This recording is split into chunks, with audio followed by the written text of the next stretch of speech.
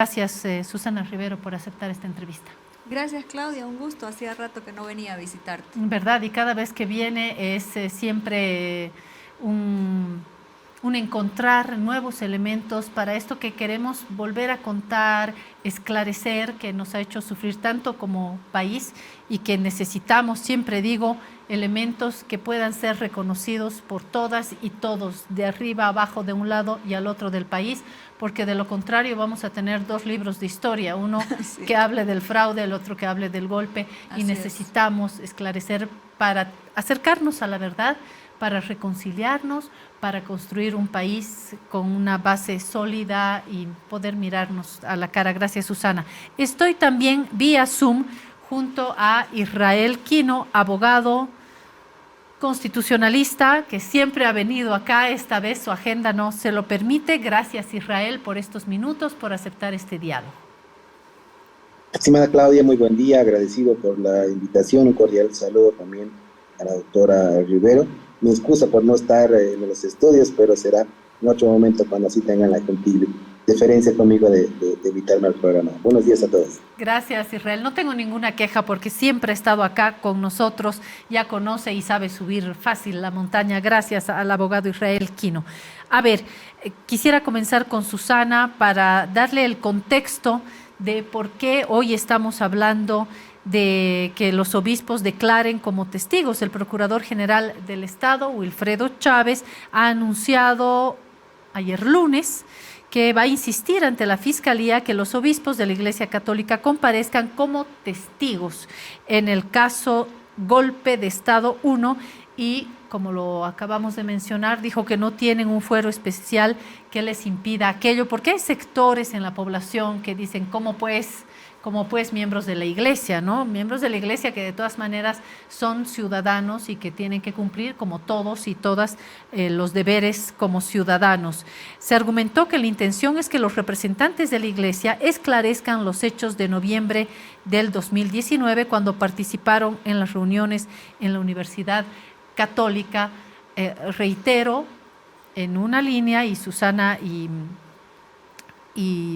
nuestro abogado Israel Quino nos ayudarán, Israel como colaborador del periódico también, nos ayudarán a plantear algunos elementos que son imprescindibles a la hora de recordar estas reuniones. Primero digo estas porque fueron más de una, fueron varias reuniones, entiendo, en la Universidad Católica Boliviana, entiendo convocatoria de la propia Iglesia, entiendo con el objetivo de pacificar el país y encontrar una salida, pero hay más que contar sobre estas reuniones. ¿Cuáles serían las coordenadas con las que se quedaría para explicar estas reuniones, Susana, y por qué hoy estamos hablando de estas declaraciones como testigos de miembros de la Iglesia Católica? Gracias, Claudia. Yo creo que antes incluso de hablar de la pertinencia o no del pedido del procurador, porque es una de las partes del proceso penal, hay varias partes. Recordemos que en ese proceso penal está el Ministerio Público, que es la cabeza de la investigación, está también la Procuraduría, el Ministerio de Gobierno, pero antes incluso, vuelvo a decir, de hablar de si es pertinente o no que algunos representantes de la Iglesia, los que participaron en esas reuniones, vayan o no a declarar, es importante decirle a la gente que hay dos procesos penales distintos, ¿no? Por eso se llama Golpe 1 y Golpe 2.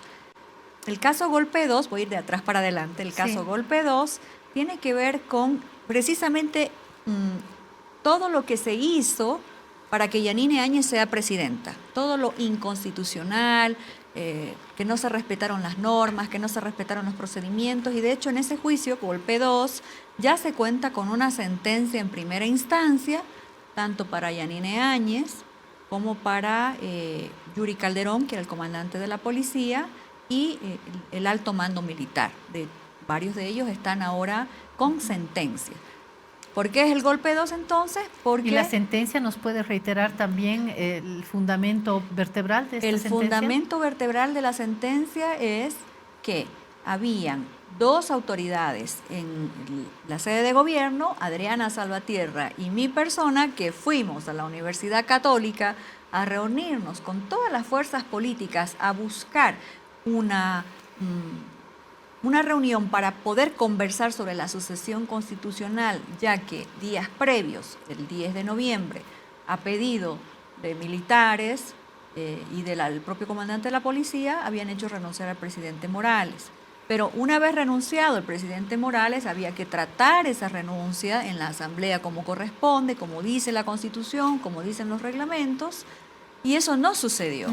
A pedido, perdón, Susana, hay que decirlo también, a sugerencia de las Fuerzas Armadas, ante amontonamientos de la policía, pero también ante pedidos multitudinarios de gente que salió a las calles y también pidió la renuncia, por no hablar de algún líder minero que también lo pidió, ¿no? Hay que decirlo. Lo que pasa es que los hechos empezaron en el momento postelectoral, y después yo quiero hablar de eso a detalle, porque el golpe 1 se refiere precisamente a esa etapa, y el juicio que ya tiene sentencia en golpe 2 tiene que ver nada más y nada menos que con la forma en la que hicieron presidenta a Áñez. Ese es el juicio del golpe 2, ¿sí? Incluso intentaron en ese juicio golpe 2 argumentar que había vacío de poder, que no habían autoridades. Incluso intentaron decir que en la reunión de la Católica se había negociado la asunción de Áñez, cosa que hemos desmentido quienes hemos estado en esa reunión, y de lo que se trató fue que no cumplieron ningún procedimiento constitucional para que Yanine asumiera la presidencia. Entonces, ese caso ya tiene sentencia. Los obispos han mandado a ese juicio una memoria con su propia versión de los hechos. El Ministerio Público, en toda la investigación, más los videos, todos los elementos que colectó en esa investigación, pudo acusar con mucha contundencia, porque Unitel transmitía al vivo todo lo que sucedía en la Asamblea, e incluso se ve como Yanine cruza de la Asamblea, ya lee un papel, se autoproclama, cruza al Palacio Quemado y los militares le ponen los símbolos patrios. Ahí no hubo juramento, no hubo sesión de asamblea, no había quórum, no hubo nada, ¿no? Entonces, ese proceso ya está encaminado, tiene sentencia en primera instancia y por ahí va. El golpe 1, que es en el que estamos ahora, bueno, varios acompañando, mirando de cerca lo que está pasando. Claudia, yo me traje un chanchullo, si usted me permite, porque claro que sí. No da para poner videos de todo, pero en ese momento se transmitía todo por televisión. Pueden buscar en el internet todo lo que voy a decir ahora. Este golpe 1 empezó, además es por 2 delitos, por terrorismo, que quiere decir subvertir el orden constitucional o deponer al gobierno constitucional, y en el último tiempo, a pedido de una de las partes, que es el Ministerio de Gobierno, se le ha incrementado el cohecho activo, que ese delito quiere decir que con dádivas o con promesas has logrado algo de una autoridad o algún servidor público, ¿sí? Entonces, ¿por qué se está investigando terrorismo y por qué se está investigando cohecho? Y yo en la cronología tengo que el 8 de octubre de 2019, en una entrevista, ya Luis Fernando Camacho Vaca dice que él estaba financiando movilizaciones en contra de Evo Morales. ¿Que es el padre? No, este es el que está ahora con detención preventiva. Luis Fernando Camacho Vaca. El 22 de octubre, que fue el día siguiente de las elecciones, antes que se haga el cómputo, antes que cuenten los votos, antes que nada, Luis Fernando Camacho Vaca ya está pidiendo la renuncia de Evo Morales y convoca un paro. El 28 de octubre, el mismo Camacho Vaca intenta venir a La Paz con López Julio para entregar la carta de renuncia del presidente Morales. El 31 de octubre llegan a La Paz y exigen la renuncia de Evo Morales. Fija, yo me acuerdo perfectamente de este día porque fue el día que tomaron mi casa y destruyen todo en mi casa. Y esto tiene coherencia con lo que él mismo pide luego, porque pide también a través de medios de comunicación que renunciara a toda la línea de sucesión presidencial. Eso también registrado en medios. Todo Susana. esto que te estoy diciendo, puede ahorita la gente entrar al Google y buscar. Las noticias casi siempre son de Unitel, de ATV, pero están ahí en las redes y son parte del proceso. De hecho, el Ministerio de Gobierno ha presentado todos estos videos para que ya sean desdoblados legalmente por cibercrimen y sean parte de la prueba del juicio. El 2 de noviembre Camacho, el que ahora está con detención preventiva, convoca un cabildo y en ese cabildo, que se hace el 3 de noviembre, pide la renuncia nuevamente por tercera vez de Evo Morales y le da 48 horas para renunciar. El 4 de noviembre, ahí ya se pone más osado Camacho y pide que renuncie toda la línea de sucesión. 5 y 6 de noviembre vuelve a venir a La Paz. El 7 de noviembre hace una conferencia de prensa afuera de la Casa Grande, del hotel donde él se hospedaba, y ahí dice que va a coordinar con CONADE la entrega de la carta de renuncia de Morales. El 8 de noviembre hace otra conferencia de prensa y en el minuto 3:50 de esa conferencia de prensa dice que no se va a mover de La Paz hasta que no entregue su renuncia. Y el 10 de noviembre, y aquí yo quiero que precisemos bien las horas, porque es un día bastante movido, porque es el día de la renuncia. Es el día de todo. El 10 de noviembre, a eso de las 14:24, antes de la y renuncia, antes de que pida Williams Calimán, que era el comandante en jefe de las Fuerzas Armadas, y antes que renuncie Evo, él agradece a Calimán por estar con su pueblo y ahí ratifica que debe renunciar Evo Morales y que la sucesión presidencial en aras a la pacificación debe estar compuesta por notables. Entonces, él ya tenía todo esto cuadrado. El 10 de noviembre a las 15:23 va a la UTOP con uniforme de policía junto con Pumari y entre las 4 y 5 de la tarde ingresa al Palacio Quemado, que es esa foto que todo el mundo conoce. Y más o menos en esa hora está presentando la renuncia Evo Morales, Álvaro García Linera, acompañados de... Así es. Y ese mismo 10 de noviembre, a las 11 más o menos de la noche, Camacho le pide a la gente que pare 2 días más, seguramente porque ya tenían coordinada la presión para hacer la sucesión presidencial. Él se había ratificado en todo momento que se tenía que ir el presidente Morales, que se tenía que ir toda la línea de sucesión. Y además está el 11 de noviembre el pago que le hace, el traspaso bancario que le hace al general Terceros de la Fuerza Aérea, ¿no?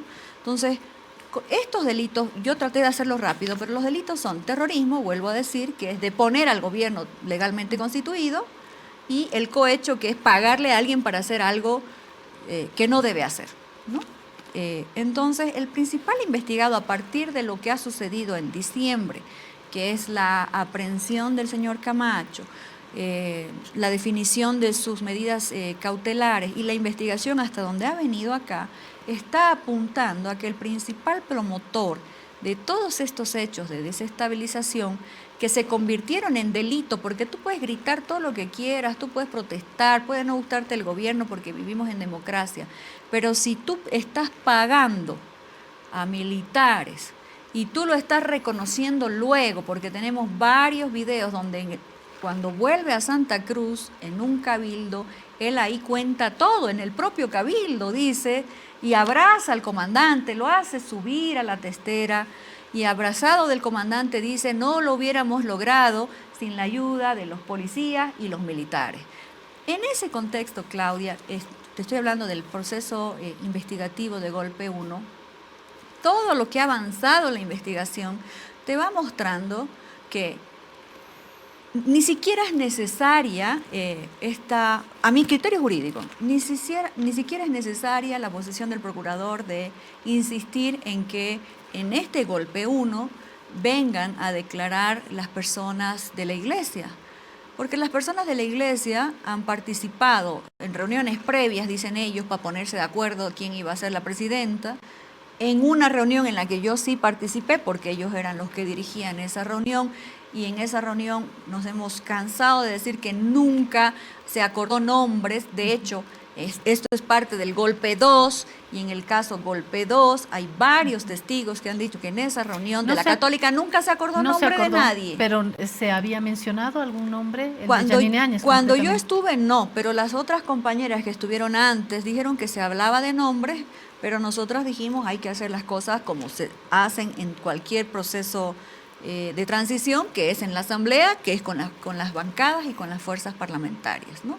Entonces, estamos en dos juicios ahorita, uno que ya está avanzado y el otro que todavía no tiene ni siquiera acusación, que está en investigación y que es evidente que todavía faltan que muchas personas vengan a declarar, pero a la luz del avance de esa investigación, para donde está yendo esa investigación es a descubrir quiénes fueron las personas que acompañaron a Luis Fernando Camacho, que hicieron toda esa transacción con militares y policías, que fueron, en definitiva, quienes lograron deponer al gobierno constitucional.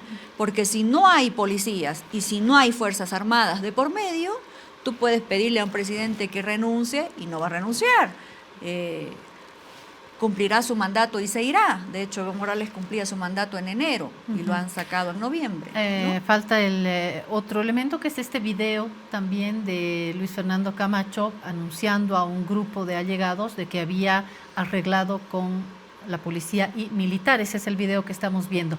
Le paso la palabra a Israel Quino para que nos diga, uno, si tiene algún elemento que añadir, si coincide o no con Susana Rivero, y sobre todo si vale la pena, en el marco de esto que estamos detallando, la participación como testigos, la declaración como testigos de miembros de la Iglesia a Israel.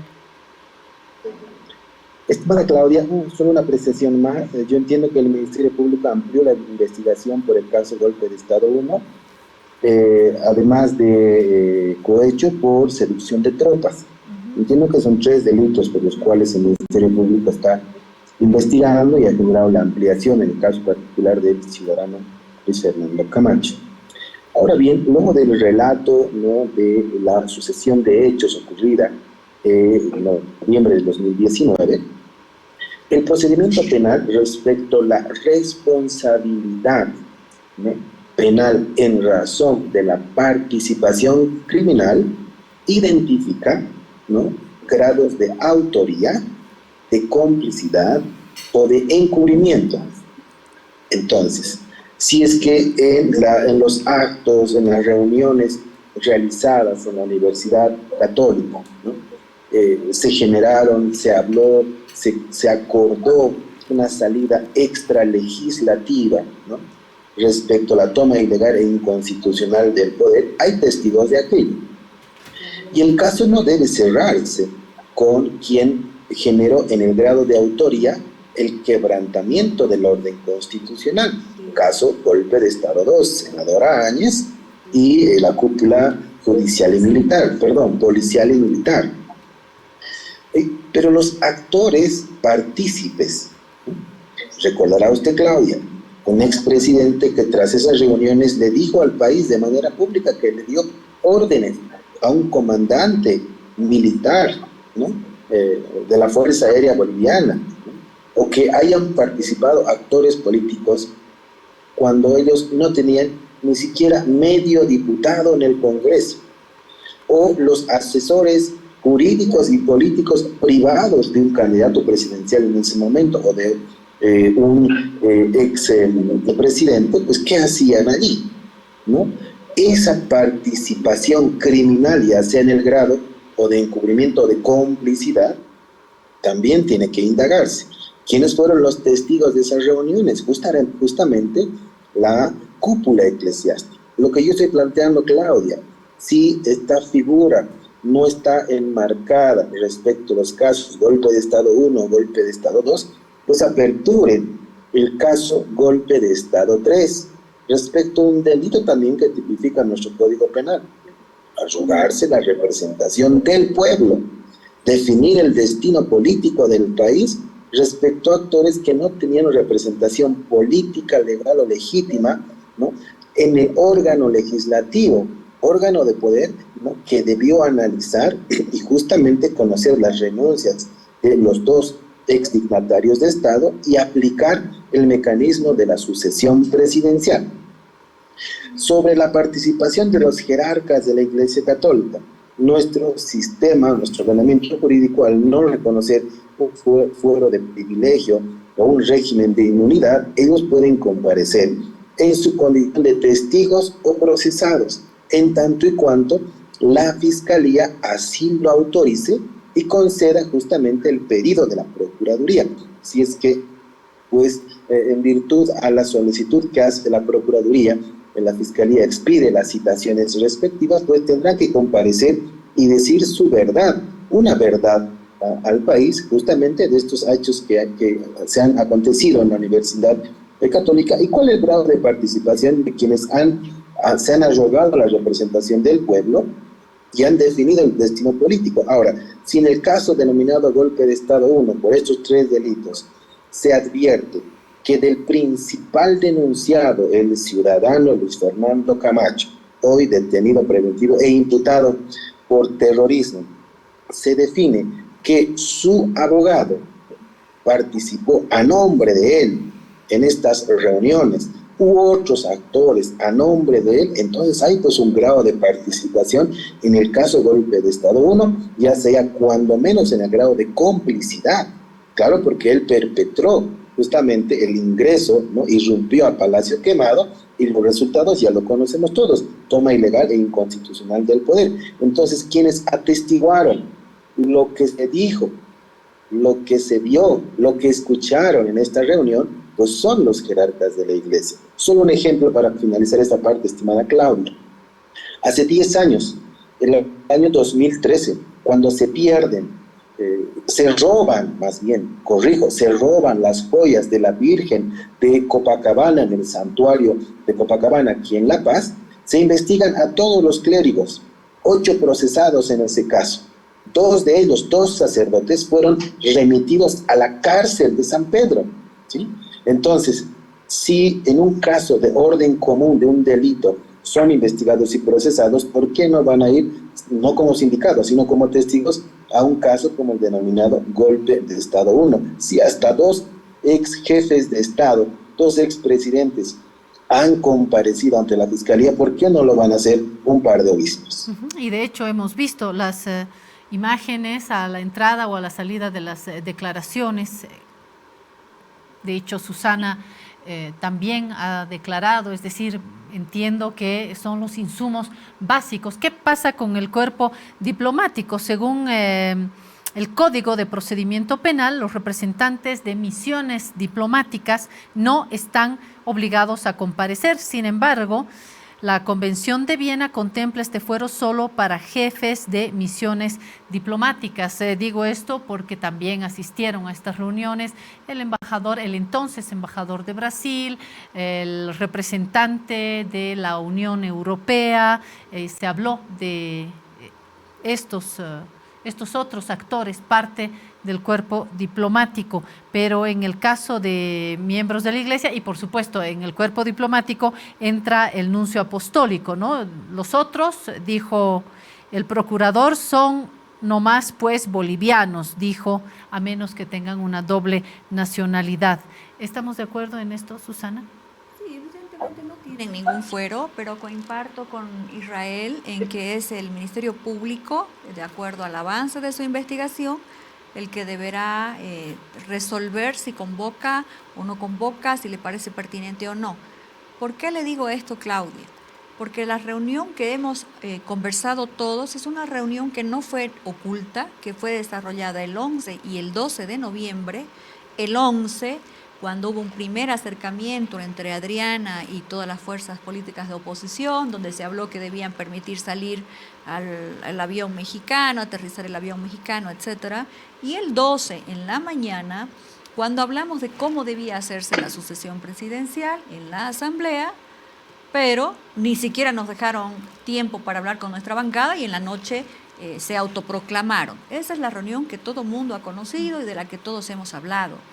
Presumiblemente han habido otras reuniones que no conocemos, que nadie sabe quiénes han participado ni de qué han hablado y que probablemente a esas se refiera el procurador, que esté interesado en saber qué pasó en ese momento.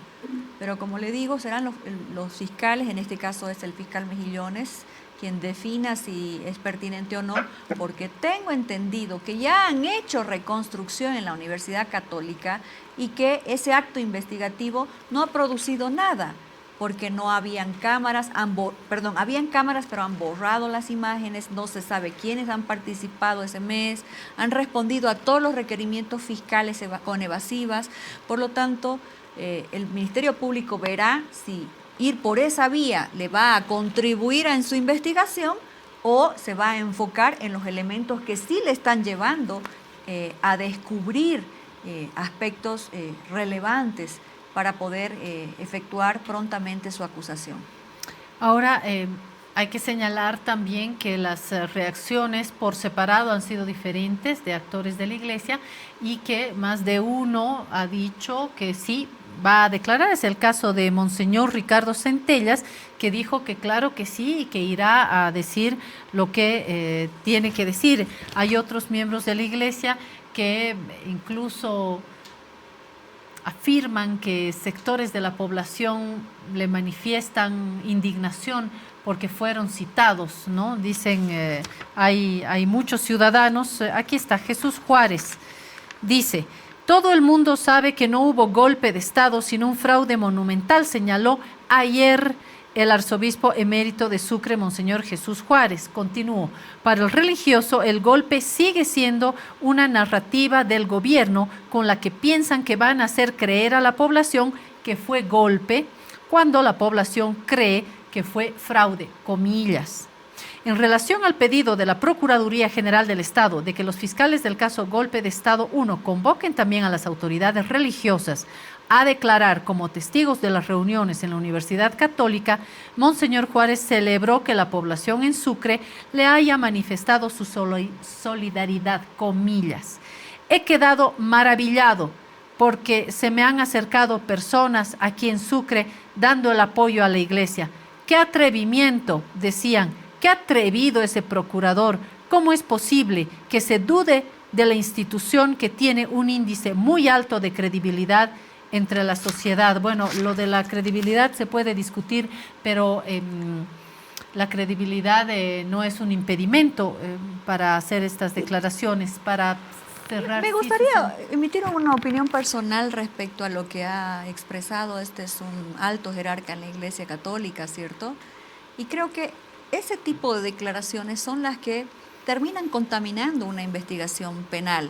Todos estamos atentos a que los juicios se lleven adelante de la mejor manera posible, tomando en cuenta las distorsiones que siempre se presentan y los problemas en la justicia. Pero, por ejemplo, esa es una posición absolutamente política de un alto jerarca de la Iglesia. O sea, él está concluyendo porque a él le da la gana de que ha habido fraude. Entonces, de acá va a haber otro grupo que va a decir: ese cura hace política, yo también lo quiero agarrar. Pero este no es el camino. Este es, como hablabas vos al principio, el camino de la averiguación de los hechos, de la averiguación de la verdad y de finalmente sancionar a quien corresponda, quien tenga responsabilidad por la comisión de delitos, tiene que estar por fuera de estas posiciones políticas. Hay muchísimos curas que hacen política todos los domingos en las homilías, pero que se quedan mudos cuando están violando derechos humanos en todos los paros cívicos en Santa Cruz, por ejemplo, que hemos visto violaciones, que no dejaban siquiera transitar personas que han tenido que fallecer en ambulancias, o sea, cosas dramáticas que pasan, los curas no dicen nada. Pero eso no tiene nada que ver, su posición política, que todo el mundo sabe que la tienen, no tiene nada que ver con esta investigación que debe ser lo más precisa, transparente y puntual posible para que evitemos que de aquí a un futuro sigamos debatiendo sobre algo que ya se ha dilucidado. Escuchaba el otro día en un programa aquí que vos tuviste con el vocero presidencial y decíamos, ustedes incluso reflexionaban que las narrativas por fuera siguen avanzando y cuando ya tenemos procesos penales sentenciados, o sea, ya se ha llegado a establecer judicialmente con prueba plena que en el caso Golpe 2 hubo una asunción ilegal, que se asaltaron la presidencia, que no cumplieron nada. Sin embargo, hay personas que siguen debatiendo sobre eso por fuera. No se quieren dar por enterados de que ya hay una sentencia, por lo menos en primera instancia. Entonces, mi opinión es que mientras más se politice la información precisa sobre los casos, es mucho más difícil orientar a la ciudadanía sobre lo que realmente está pasando. O sea, por eso yo decía, revisen lo que hay en el internet de lo que ha pasado, hay muchísima información, todo se transmitía en línea ahí.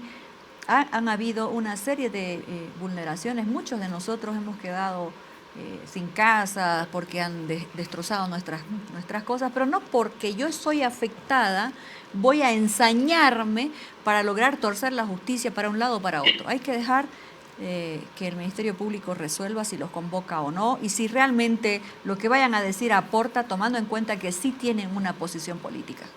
Gracias, Susana Rivero, ex ministra, ex diputada, ex presidenta de diputados, abogada y parte también de estas reuniones. Gracias a Israel Quino, abogado, constitucionalista, analista y colaborador de esta casa periodística. Gracias, Israel. Buenos días, estimada Claudia, agradecido por la invitación. Yo quiero cerrar este encuentro con una cita bíblica importante, porque los miembros de la Iglesia están para evangelizar, compartir la palabra de Dios, no para hacer política.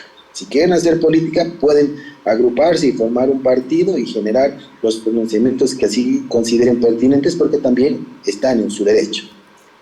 Juan, capítulo 8, versículo 32.